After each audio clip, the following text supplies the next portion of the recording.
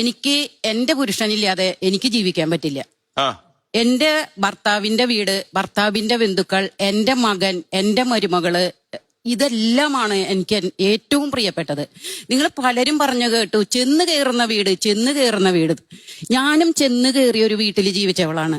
എന്താ ഈ ചെന്ന് കയറുന്ന വീട്? സ്വന്തം വീടാണത്. എന്റെ എന്ന് കരുതി അവിടെ ഒരു പ്രശ്നമില്ല. അന്യന്റെ ആയിട്ട് കാണുമ്പോഴാണ് അവിടെ ഒക്കെ പ്രശ്നം. തൊട്ടതും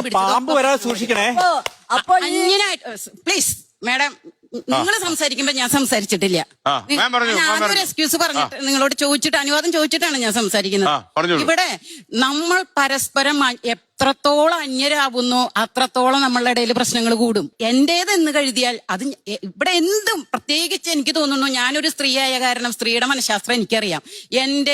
എനിക്ക് എല്ലാം ഞാൻ എന്ന ചിന്ത വിട്ടിട്ട് നമ്മള് എല്ലാം നമ്മുടെ എന്റെ പ്രിയപ്പെട്ടതാണെന്നൊന്ന് കരുതി നോക്കൂ. നമ്മൾ ഒരിക്കലും അടുക്കളപ്പണി ചെയ്തതിന് കണക്ക് പറയില്ല. നമ്മൾ ഒരിക്കലും ജോലിക്ക് പോയതിന് കണക്ക് പറയില്ല. നമ്മൾ ഭർത്താവിനെ നോക്കിയതിന്, ഭർത്താവിന്റെ മാതാപിതാക്കളെ നോക്കിയതിന്, നമ്മളുടെ മാതാപിതാക്കളെ സംരക്ഷിച്ചതിന് നമ്മൾ കണക്ക് പറയില്ല. ഇത് അന്യന്റേതായിട്ട് കാണുമ്പോഴാണ് നമ്മൾ കണക്ക് ഒരു മിനിറ്റ് ഞാൻ താങ്കളോട് പറയുന്നത്. വിഷപ്പാമ്പ് വെക്കാൻ ഇതൊക്കെ ചെയ്താൽ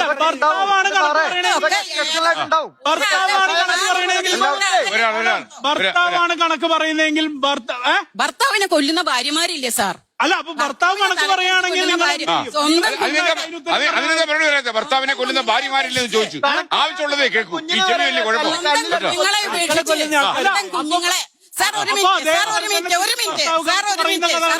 മിനിറ്റ് തർക്കം പറയാതെ പറയട്ടെ. ഞാൻ സ്വന്തം കുഞ്ഞുങ്ങളെ വരെ ഉപേക്ഷിച്ച് കണ്ടവന്റെ കൂടെ അവരുടെ ഭാര്യയും മക്കളെയും ഒന്നും കണക്കിൽ എടുക്കാതെ കണ്ടവന്റെ കൂടെ ഇറങ്ങിപ്പോകുന്നവളും പെണ്ണന്നെയാണ്. നിങ്ങൾ പറയുന്നത് സ്ത്രീ തന്നെയാണ്. അവളും സ്ത്രീയാണ്. ഞാനൊരു സ്ത്രീയാണ്. ഇവിടെ വേണ്ടത് തർക്കല്ല.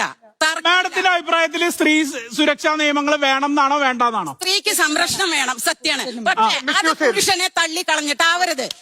സ്ത്രീക്ക് സംരക്ഷണം